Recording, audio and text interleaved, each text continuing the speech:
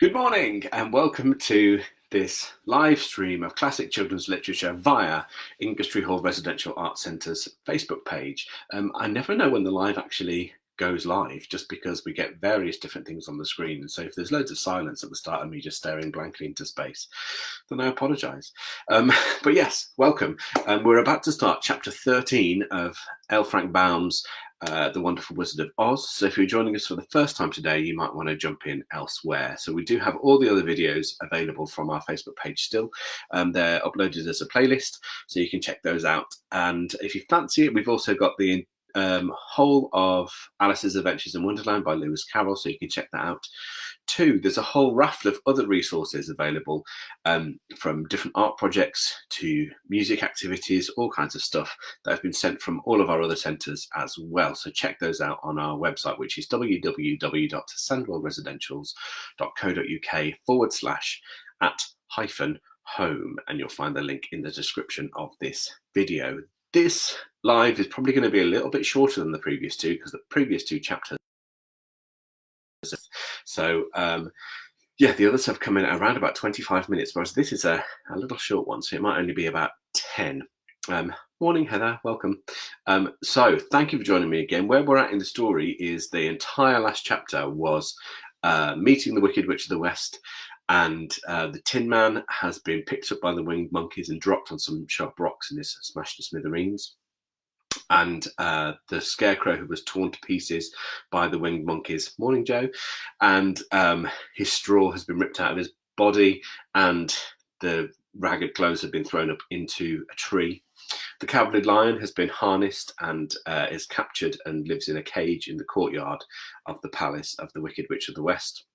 And Dorothy was spared because of the kiss on her forehead from the Good Witch of the North. So she and Toto are safe, although they are now working as slaves for the Wicked Witch of the West. Then the Wicked Witch of the West wanted to steal one of the silver shoes, and so Dorothy got so annoyed by this that she picked up a pail of water and threw it over her, and the Wicked Witch of the West melted, and so she was swept down the drain, and the water was slung across the floor to wash her away.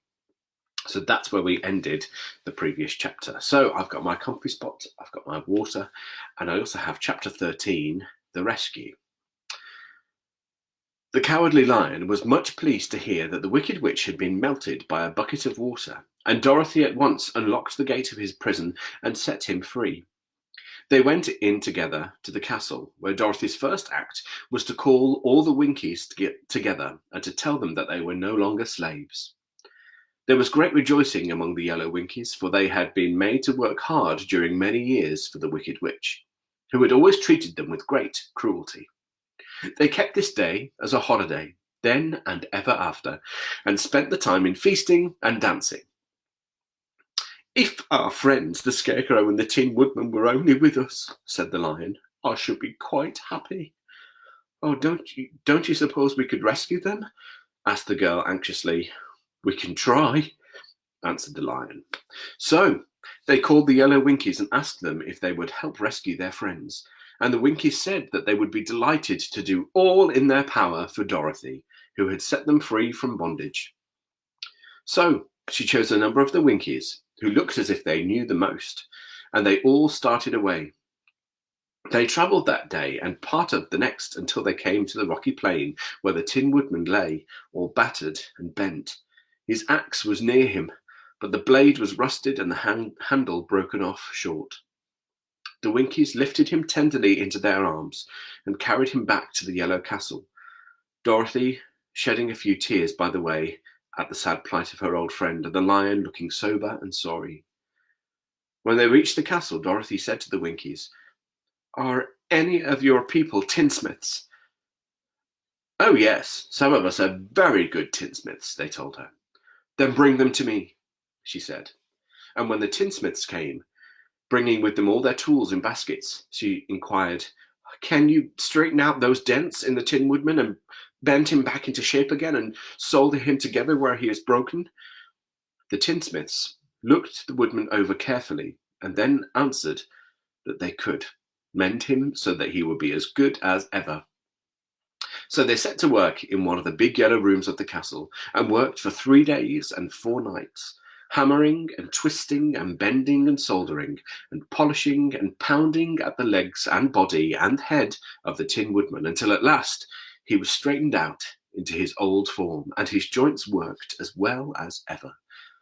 To be sure, there were several patches on him, but the tinsmiths did a good job. And as the Woodman was not a vain man, he did not mind the patches at all. When at last he walked into Dorothy's room and thanked her for rescuing him, he was so pleased that he wept tears of joy, and Dorothy had to wipe every tear carefully from his face with her apron so his joints would not be rusted. At the same time, her own tears fell thick and fast at the joy of meeting her old friend again, and these tears did not need to be wiped away. As for the lion, he wiped his eyes so often with the tip of his tail that it became quite wet, and he was obliged to go out into the courtyard and hold it in the sun till it dried. "If only we had the Scarecrow with us again," said the Tin Woodman, when Dorothy had finished telling him everything that had happened. "I should be quite happy." "We must try to find him," said the girl. So she called the Winkies to help her, and they walked all that day and part of the next until they came to the tall tree in the branches of which the winged monkeys had tossed the Scarecrow's clothes. It was a very tall tree, and the trunk was so smooth that no one could climb it.